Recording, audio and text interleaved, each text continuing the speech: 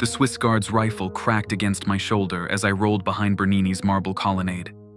3 shots rang out from the Vatican's finest, but I was already moving. My name is Garrett Hoffman, and 60 seconds ago I'd been drinking espresso at a cafe near the Tiber, watching pigeons fight over breadcrumbs while tourists snapped photos of the fountain. Now I was running for my life through St. Peter's Square with a stolen keycard and the most dangerous secret in Catholic history. The keycard had cost me 3 months of undercover work and a favor I'd never be able to repay. Phoenix Martinez had infiltrated the Vatican's administrative offices as a cleaning contractor, spending weeks mapping security protocols and guard rotations. The card belonged to Cardinal Tony, one of only 12 people with access to the Basilica during lockdown periods. "Phoenix, you copy?" I whispered into my earpiece while sprinting between tourists who scattered like startled pigeons. "Loud and clear, Garrett. What's your status?" Phoenix Martinez's voice crackled through the static from our command post 3 blocks away. "Slightly fucked," I panted, vaulting over a concrete barrier. "The Vatican knows we're here." 2 more guards rounded the corner, assault rifles raised. I fired twice from my Glock, both shots finding their marks in the stone angels above their heads. Marble chips rained down as they dove for cover. These weren't kill shots. We weren't here to murder anyone. We were here for answers. The lockdown had started exactly 43 minutes ago. Every 66 years, like clockwork, the Vatican sealed St. Peter's Basilica for routine maintenance. No tourists, no pilgrims, no media. Just armed guards and a silence that stretched for exactly 72 hours. My boss at the State Department had called it a curiosity. I called it suspicious as hell. I reached the Basilica's main entrance and swiped the stolen keycard. Green light. The massive doors swung open with a pneumatic hiss that seemed to echo from the building's very bones. Inside, the cathedral lay empty except for scaffolding and tarps covering various artworks. Everything looked normal, too normal. "I'm inside," I radioed to Phoenix. "Good. Remember, you've got 66 minutes before the real security protocols kick in. Whatever they're doing in there, it happens fast." I moved deeper into the Basilica, my footsteps echoing off the marble floors. The famous dome towered above me, but something felt different about the space. The acoustics were wrong. Every sound seemed to bend and twist in ways that made my ears itch. That's when I spotted Dr. Camden Walsh. He was crouched behind the main altar, wearing the same black tactical gear as me.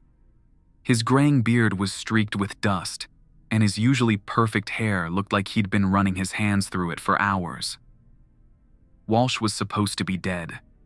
I'd watched his helicopter crash into the Mediterranean 6 months ago. "Walsh!" I called out, raising my weapon. He looked up and I saw something in his eyes that made my stomach drop.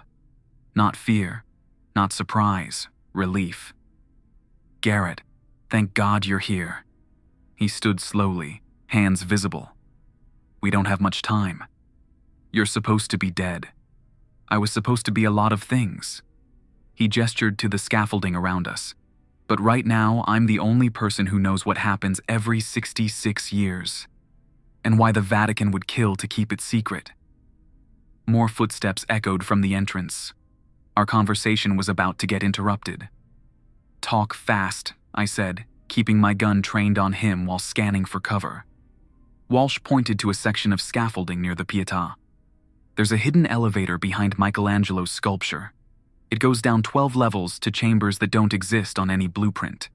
The Vatican built them in 1506, the same year they started construction on this basilica." "What's down there?" "Something they found buried under the original St. Peter's tomb. Something that's been growing for 2,000 years."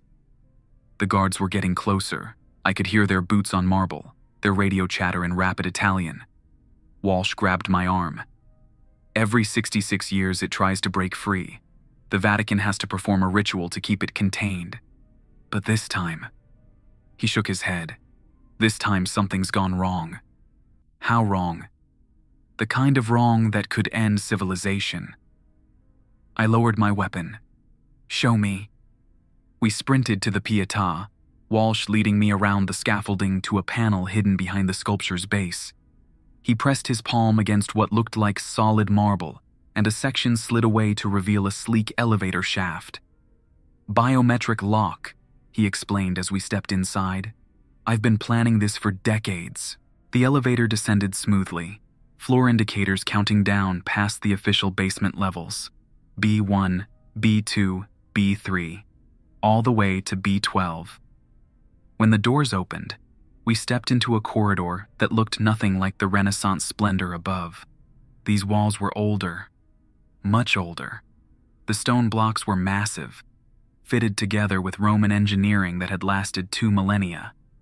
But carved into every surface were symbols that predated Christianity by centuries. Some looked Egyptian, others resembled cuneiform, and a few seemed to shift and change when I wasn't looking directly at them. The air down here was different too. Thicker. It carried a metallic taste that coated my tongue and made my sinuses burn. Emergency lighting strips had been installed along the corridors, but they cast strange colors, blues and greens that made everything look like we were walking through an aquarium. My boots echoed differently on these ancient stones than they had on the marble above. The sound was muffled, absorbed, as if the walls were listening. We passed several side chambers, each one sealed behind modern steel doors with biometric locks. Through reinforced windows, I caught glimpses of artifacts that belonged in museums. Golden tablets covered in hieroglyphs, stone sculptures that looked like they'd been carved by hands that weren't entirely human, and shelves lined with scrolls that were probably older than written history. "What is all this stuff?" I asked. Walsh didn't slow down. 2,000 years of collection. Every time they've found something connected to the sleeper, they've brought it here, studied it, cataloged it, tried to understand what they were dealing with. And they learned just enough to be terrified. The first pope, St. Peter himself, was buried above this place for a reason, Walsh explained as we walked deeper into the tunnels. He wasn't just hiding from Roman persecution. He was standing guard. We reached a massive chamber carved from living rock. In the center sat a circular pool filled with what looked like water, but when I knelt beside it, I could see it was perfectly clear glass, and beneath the glass, "Jesus Christ," I whispered. "Close," Walsh said grimly, "but not quite." The thing under the glass was enormous. At first glance, it looked like a tree, a massive root system spreading out in all directions. But as my eyes adjusted to the strange light emanating from the glass itself, I could see that the roots were actually something else entirely. They pulsed with their own rhythm, like a heartbeat made visible. And at the center, where a trunk should be, was something that might have once been human. The scale was hard to comprehend.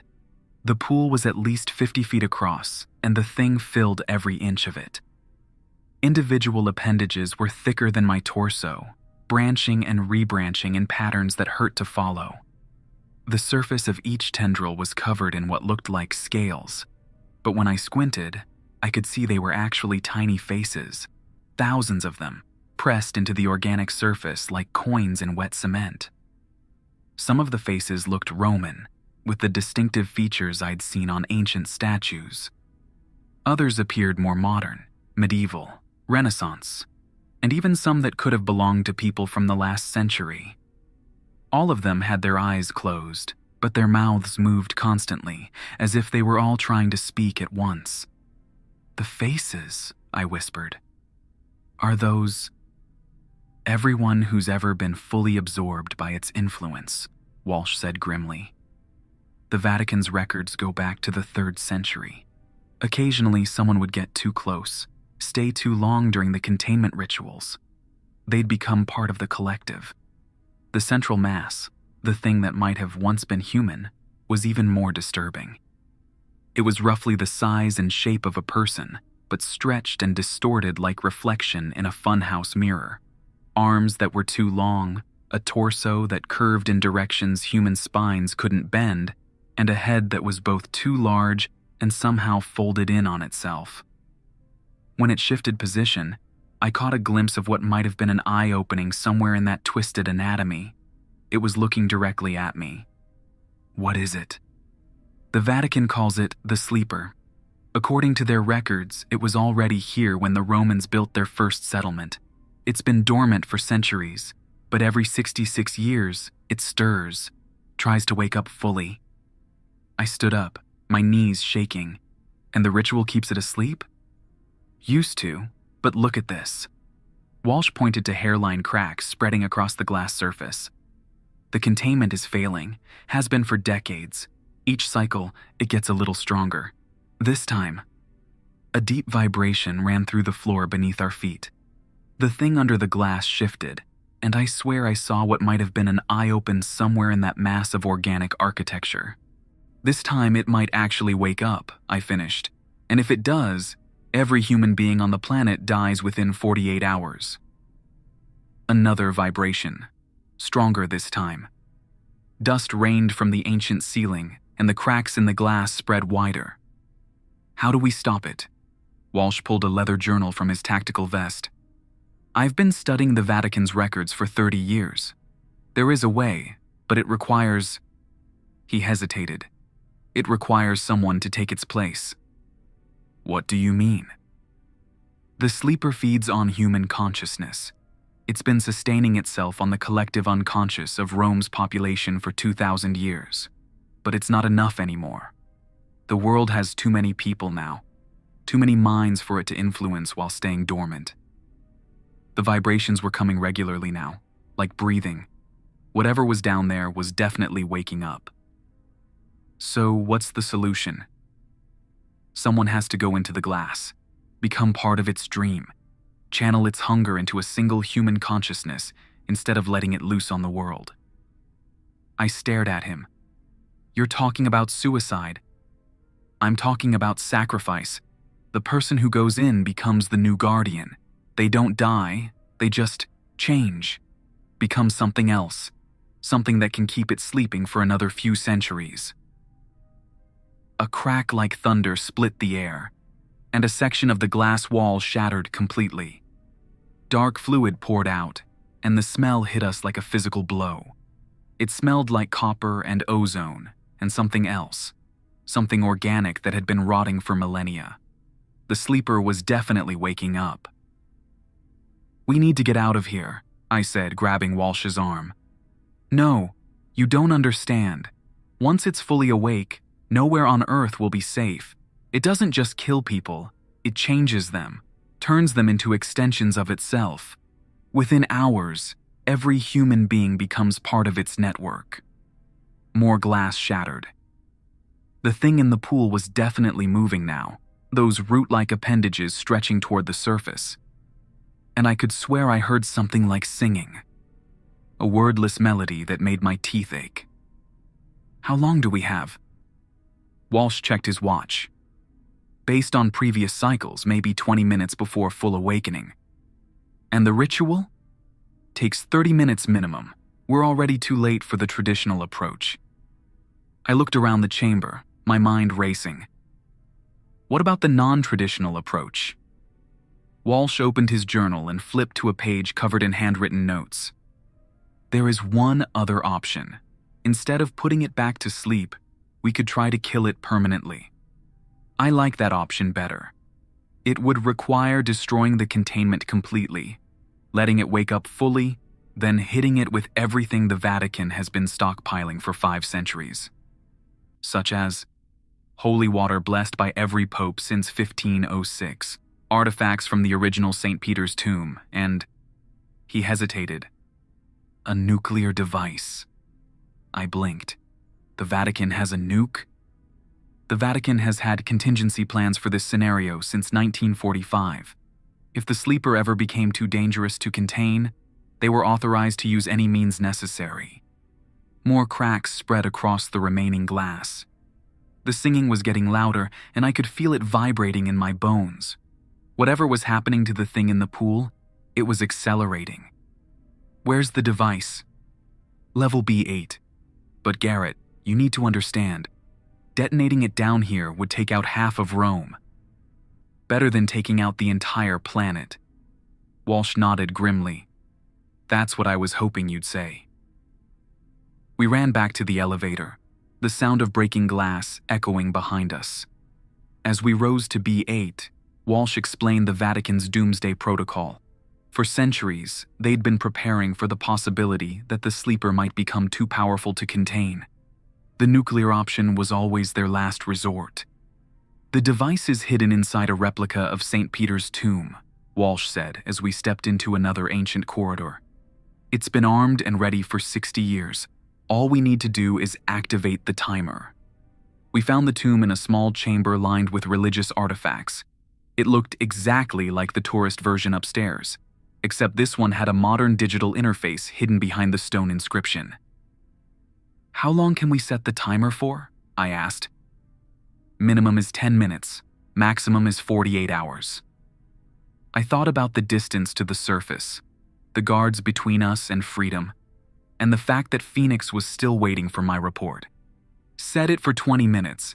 That gives us time to get clear and warn everyone. Walsh's fingers flew over the digital controls. Done. 20 minutes and counting. A new sound echoed up from the depths below us, a roar that seemed to come from everywhere at once. The sleeper was definitely awake now. Move, I said.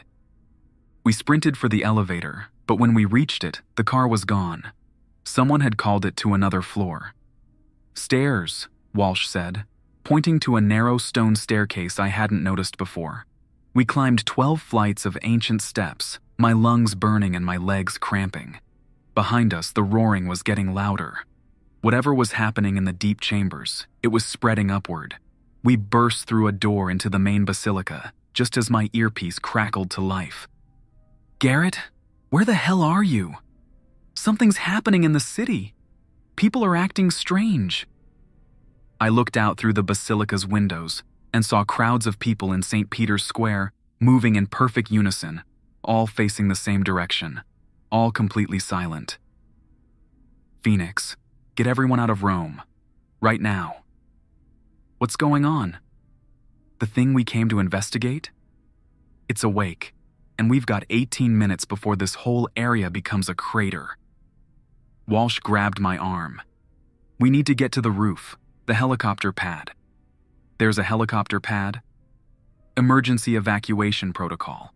If the containment ever failed, key personnel were supposed to evacuate via air. We ran through the empty basilica, our footsteps echoing off the walls. The singing from below was getting louder, and I could feel it affecting my thoughts. Images flashed through my mind, things I'd never seen, places I'd never been, faces I didn't recognize. The sleeper was trying to establish a connection. Don't listen to it, Walsh warned, apparently experiencing the same thing. It's trying to map our consciousness. We found a service elevator that took us up to the roof. When the doors opened, we stepped out into brilliant sunlight and the sound of helicopter rotors. A Vatican security team was already loading equipment into a military transport chopper.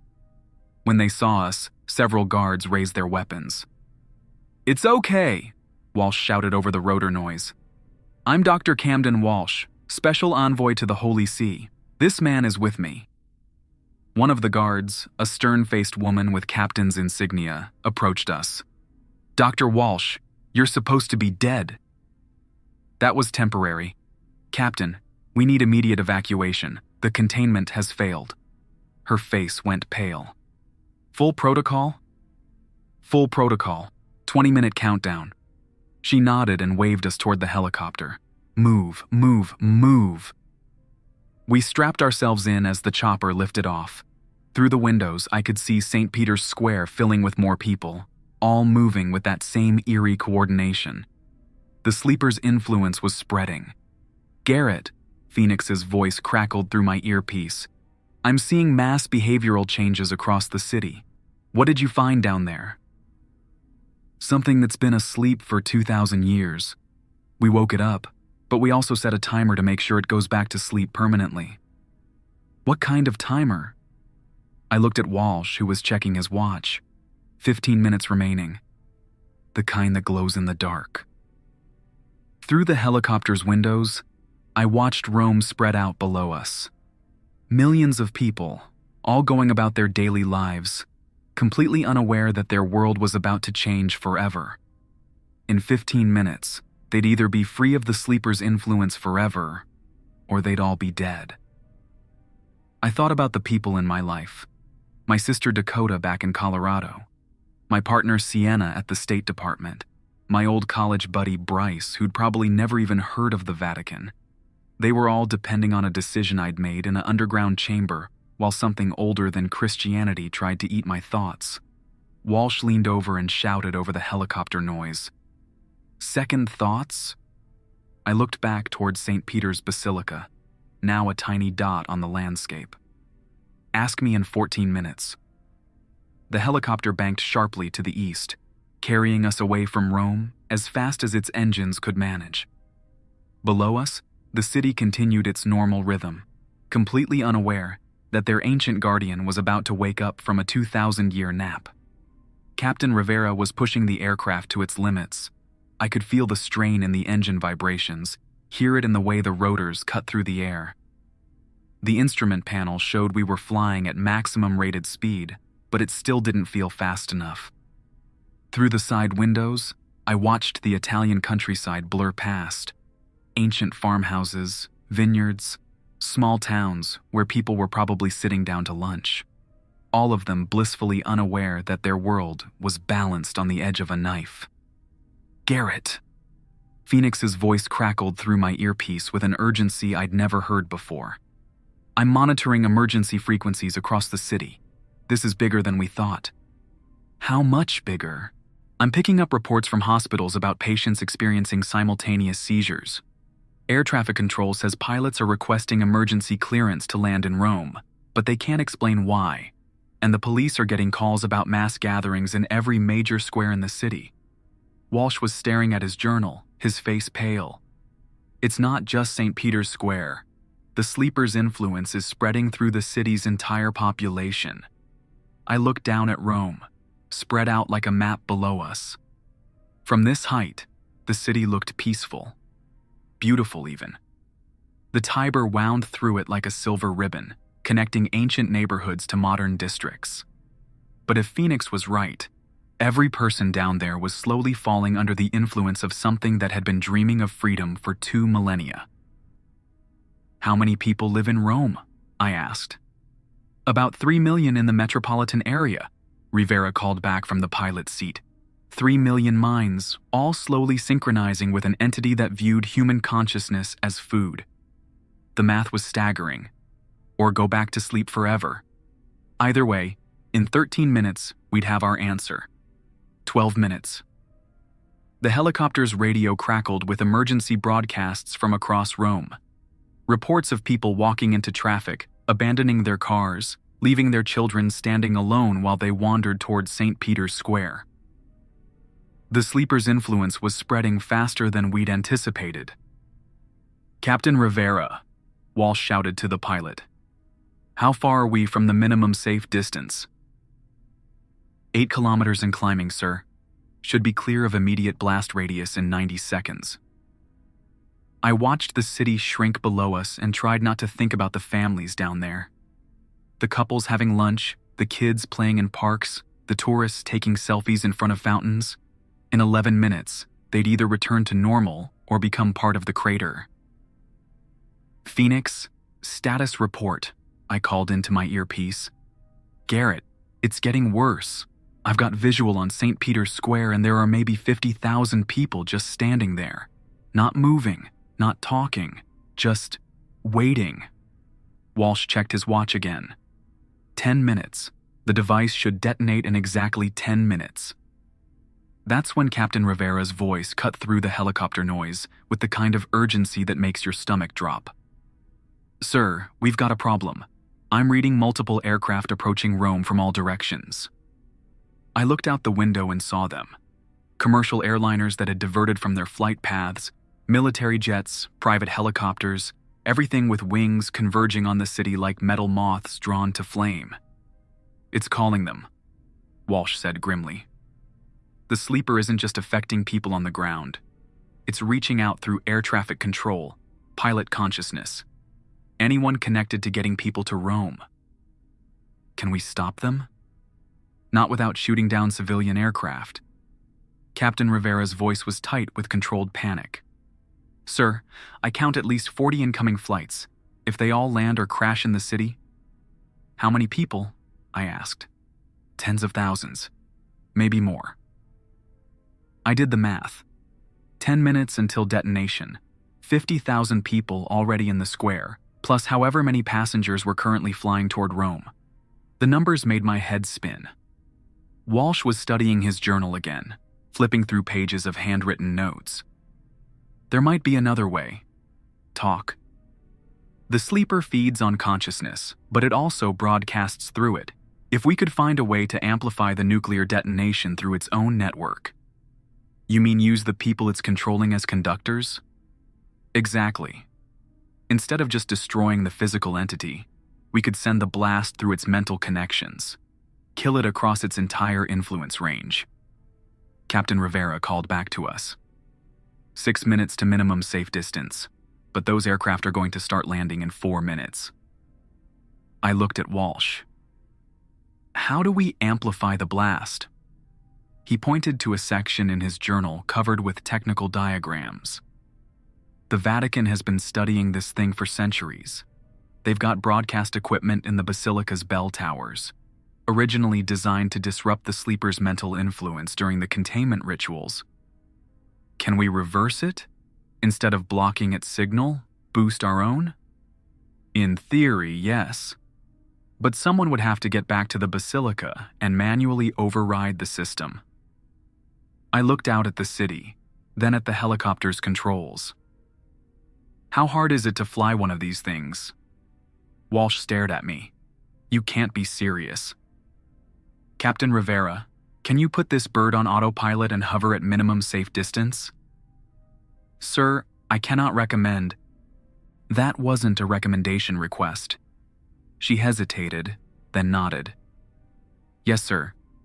But if you're thinking what I think you're thinking, you've got maybe 6 minutes to get in, override the system, and get clear before detonation.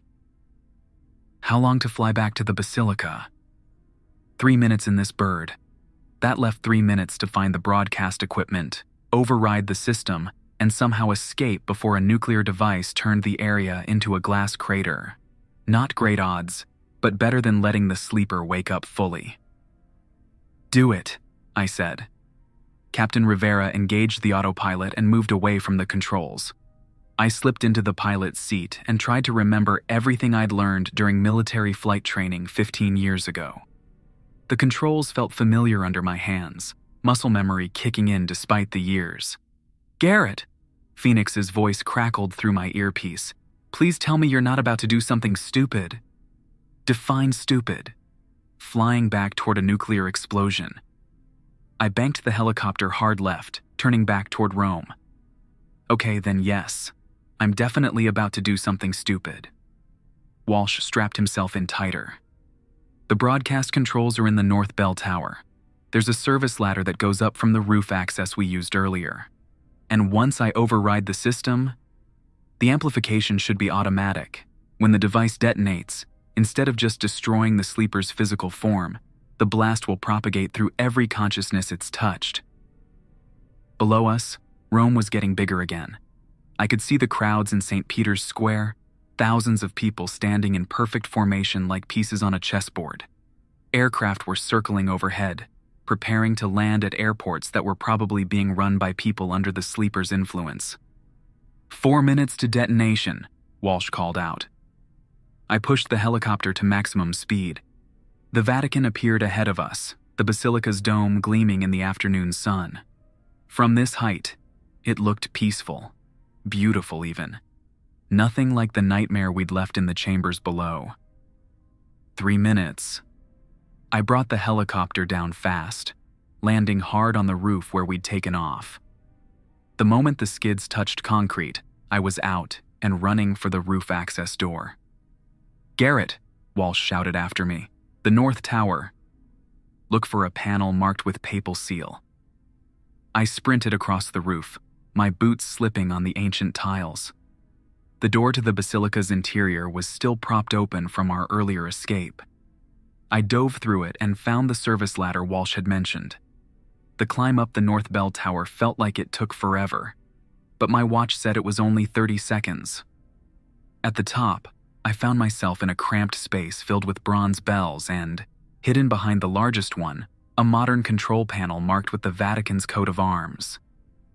2 minutes to detonation. I opened the panel and found myself staring at switches and displays that looked like they belonged on a submarine. Everything was labeled in Latin, which didn't help.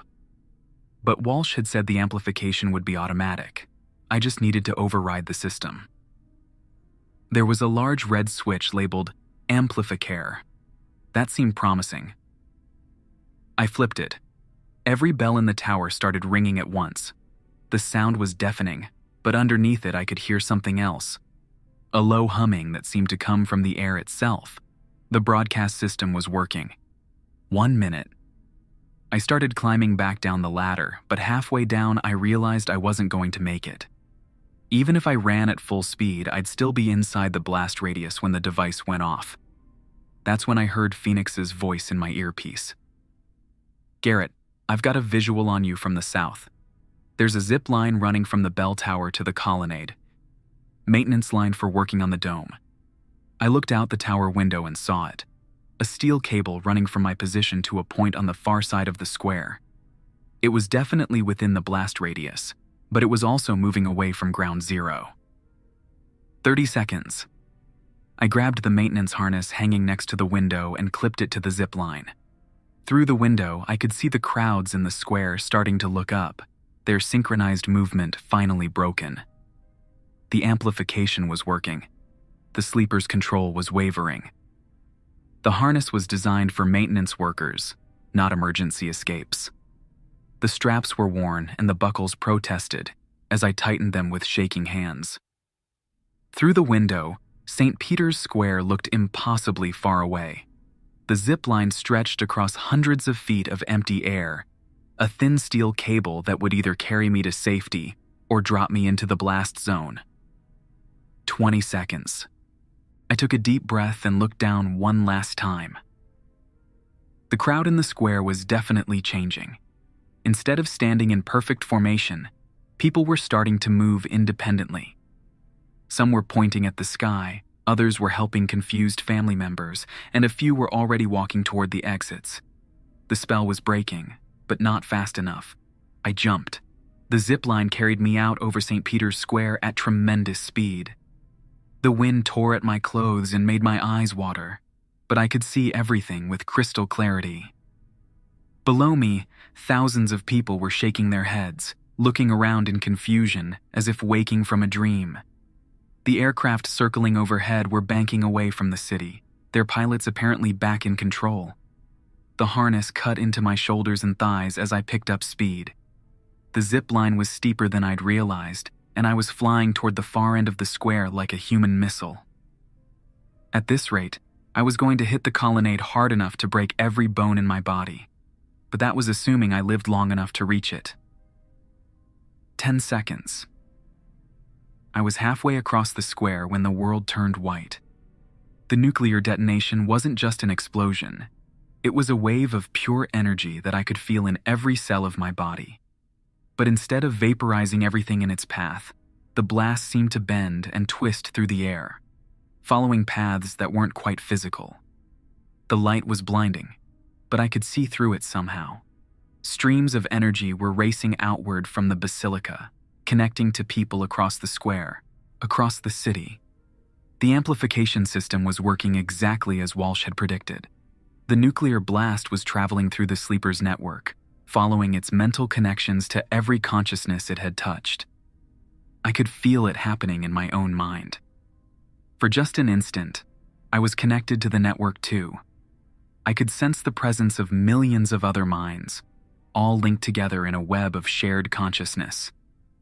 And at the center of it all, I felt the sleeper itself, ancient, vast, and absolutely terrified as nuclear fire raced through its being. Then the connection snapped, and I was just a man in a harness flying through the air above a crowd of confused tourists. The energy wave passed through me without harm, but I could feel its effects. Every muscle in my body relaxed at once, as if I'd just woken up from the deepest sleep of my life. The sleeper's influence, something I hadn't even realized I'd been feeling, was gone completely. I hit the ground hard on the far side of the square, rolling to absorb the impact. The harness straps had cut into my skin, and my left shoulder felt like it might be dislocated, but everything seemed to be working. Around me, confused tourists and Romans were looking around like they'd just woken up from a very strange dream. "Phoenix," I called into my earpiece. "Status report." "Garrett, you magnificent bastard. It worked. The crowds are dispersing. Aircraft are returning to normal flight patterns. Whatever you did, it killed the signal." I stood up slowly, checking for broken bones. Everything seemed to be working. Around me, confused tourists and Romans were looking around like they'd just woken up from a very strange dream. Walsh's voice came through the helicopter radio. "Garrett, the deep sensors are showing zero activity. The sleeper is gone, not dormant, actually dead." I looked back at the Basilica, its dome still gleaming in the afternoon sun. Somewhere far beneath it, the chambers that had housed humanity's secret nightmare for 2,000 years were empty. The Vatican's vigil was over. "Phoenix, prep the extraction team. We're going home." As I walked toward the designated pickup point, I thought about the people around me. Families reuniting after wandering off in a trance. Pilots radioing confused reports about why they'd suddenly decided to fly to Rome. Children asking their parents why everyone had been standing so still. They'd never know how close they'd come to losing everything. Never know that their entire species had been balanced on the edge of extinction, while something older than civilization tried to wake up from its ancient sleep. That was probably for the best. My earpiece crackled one more time. "Garrett, this is command. Excellent work, come home."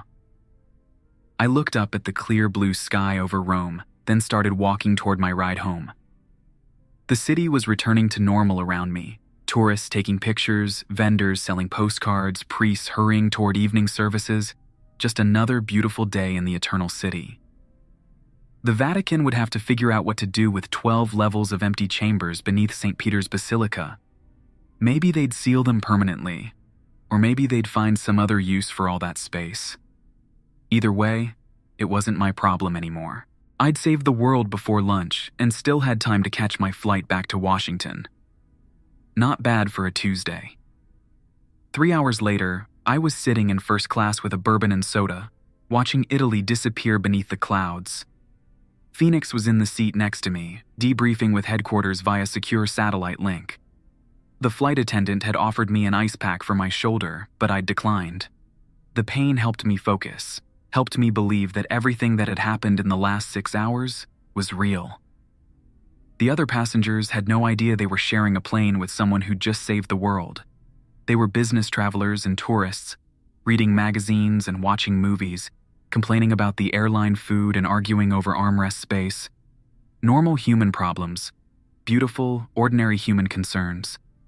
I'd been thinking about that a lot during the flight, about how close we'd all come to losing everything that makes us human. The sleeper hadn't just wanted to kill us, it had wanted to absorb us, turn us into extensions of its own consciousness. Every person on this plane, every person in the cities below us, everyone they'd ever loved or would love, all of it would have been consumed. "So, what's the official story?" I asked when Phoenix finished her call. "Gas leak in the Vatican's maintenance tunnels. Caused some temporary disorientation among visitors, but no lasting effects. The area's been sealed for safety inspections." "And Walsh?" "Officially, he's still dead. Unofficially, he's being debriefed by people with much higher security clearances than us." I took another sip of bourbon and thought about the thing we'd found in those deep chambers. The sleeper had been down there for 2 millennia, feeding on human consciousness, growing stronger with every generation. If we hadn't found it when we did. "How many people knew?" I asked. "About the sleeper?" maybe a dozen Vatican officials, a few researchers like Walsh, and now us. It's been the world's best-kept secret for 500 years. And now it's just another Tuesday. Phoenix smiled. The best kind of Tuesday. The kind where civilization doesn't end. I raised my glass. To boring Tuesdays. To boring Tuesdays. We clinked glasses 30,000 feet above the Atlantic Ocean while the sun set behind us. Below, millions of people were going about their evening routines, completely unaware that they'd been briefly connected to something that could have consumed their minds and turned them into extensions of an ancient intelligence. They were watching TV, cooking dinner, helping kids with homework, arguing about politics, falling in love, getting divorced, being human in all the messy, complicated ways that make humanity worth saving. The sleeper was gone. The Vatican's secret was safe. And I had a date with a cold beer and a hot shower as soon as we landed. Sometimes the good guys actually win. I settled back in my seat and closed my eyes, letting the plane carry me home to a world that was exactly the same as it had been yesterday, except for the fact that it was going to keep existing. That seemed like a pretty good trade-off.